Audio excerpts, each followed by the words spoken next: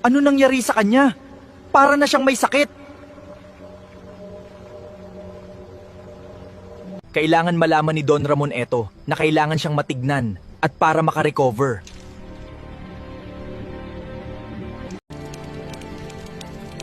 Mukhang pinagplanuhan nila ng maayos ang pagkuha nila kay Puti.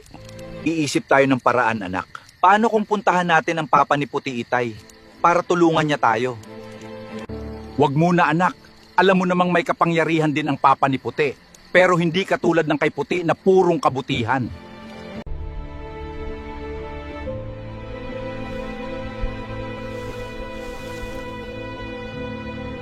Maraming salamat sa pagpapatuloy sa amin, Mang Isko. Kami ay aalis na. Sige, Don Ramon, maraming salamat.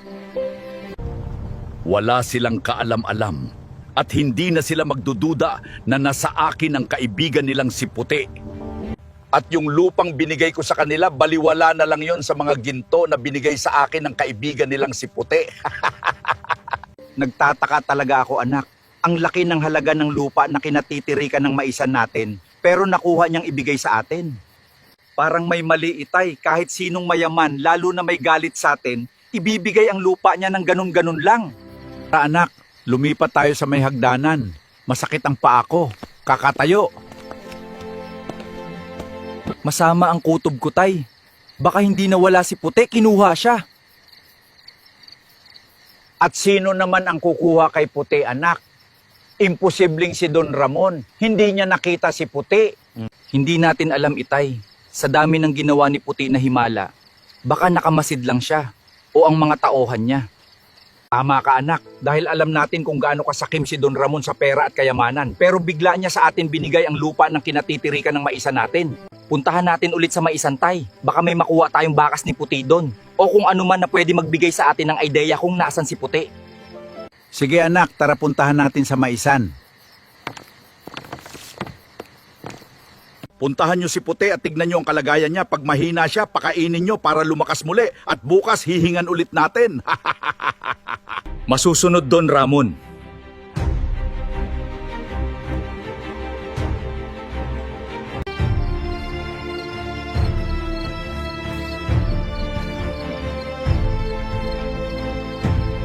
Subukan natin sa kabila, Itay. Baka may makita tayo doon.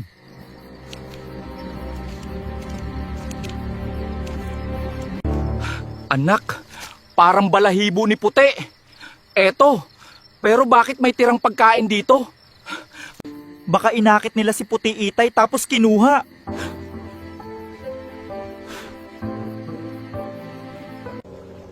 Ano nangyari sa kanya? Para na siyang may sakit. Kailangan malaman ni Don Ramon eto na kailangan siyang matignan at para makarecover.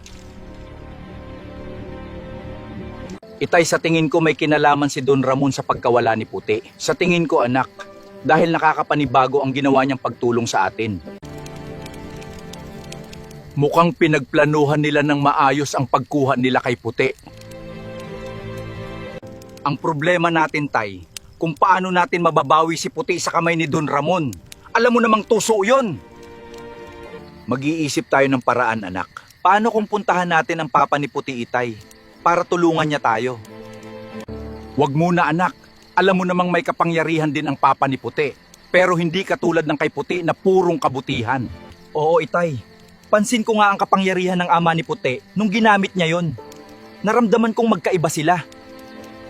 Bukas, anak, pupuntahan natin si Don Ramon. Ako na ang bahala gumawa ng paraan para makuha natin si Puti sa mga kamay niya. Don Ramon, parang hinang-hina na si Puti nung pinuntahan namin sa kulungan niya. Mga pulpol, umaarte lang ang nilalang na yan. Alam nyo namang may kapangyarihan yan. Kaya niyang pagalingin ang sarili niya.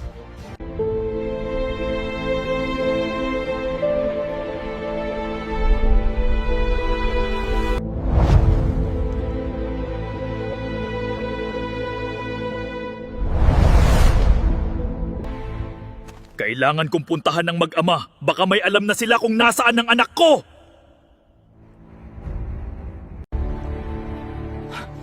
Ano yon?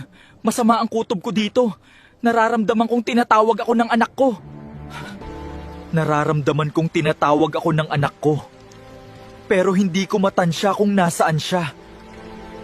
At parang nanghihina ang kapangyarihan niya at hindi maganda ang lagay niya ngayon.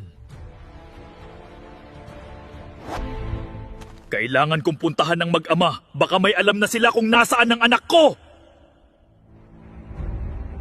Anak, pagkatapos natin kumain dito, didiretso na tayo sa bahay ni Don Ramon. Sige po, Itay, pero ano po bang plano nyo para makuha natin si Puti sa kanya? Buong gabi kong pinag-isipan to, anak. Sana maintindihan mo kung bakit ko gagawin ito. Plano kong ibigay kay Don Ramon ang lahat ng meron tayo, anak, kapalit sa kalayaan ni Puti.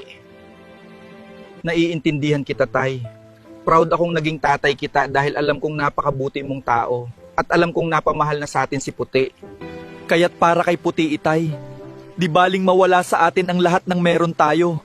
Basta maibalik lang natin si Puti. Ano yan, Itay, sulat para kanino yan? Para kung sakaling hindi na tayo makabalik, anak, at may makabasa nito, alam nila kung nasaan tayo. Alam mo naman anong klaseng tao si Don Ramon, anak. Naninigurado lang ako na kung mangyari man ang kinakatakutan ko, baka sakaling may makabasa nito at malaman kung nasaan tayo. Tara na, anak. Tayo'y tutungo na sa bahay ni Don Ramon. Opo, Itay. Magkikita na tayo, Puti. Antayin mo kami.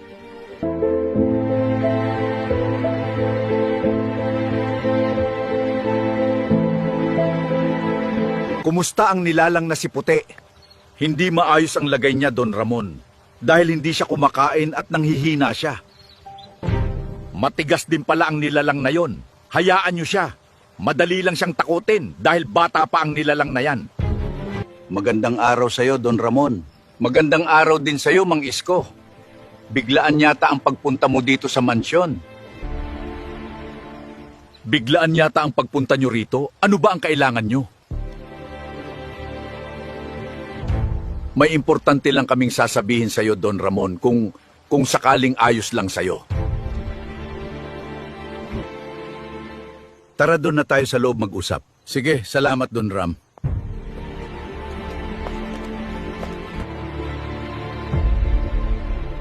At ngayon, andito na tayo sa loob. Ano ang sasabihin niyo sa akin? Hindi na kami magpapaligoy-ligoy pa, Don Ramon. Kami ay narito upang kunin si Puti. Ibibigay namin lahat ng meron kami, pati ang maisan, Don Ramon. At ibabalik namin ang lupang binigay mo. Ibalik mo lang si Puti sa amin. Ako ba ay pinagbibintangan mo, Isko? Hindi ka namin pinagbibintangan, Don Ramon. Pero alam namin na ikaw ang may motibo at may rason para gawin yung kay Puti. Nakita namin sa maisan ang palahibo ni Puti na pinakain nyo para makuha ang loob niya. At saka nyo siya dinakip. Kaya wag ka nang magkaila, Don Ramon. At sinadya mong ibigay sa amin ang lupa para hindi kami magduda sa'yo. Kaya nagmamakaawa kami ngayon sa'yo, Don Ramon. Kunin mo na ang lahat ng meron kami, ibigay mo lang sa amin si Puti. Hindi ko na kailangan ng maisan at kung anong meron kayo dahil barya-barya na lang yan kapag nasa akin ang kaibigan yung si Puti. Napakasama mo, Don Ramon! Hindi ka na naawa kay Puti! Mas demonyo ka pa kay Satanas, Don Ramon! Buhay ka pa, pero sinusunog na ang kaluluwa mo sa impyerno.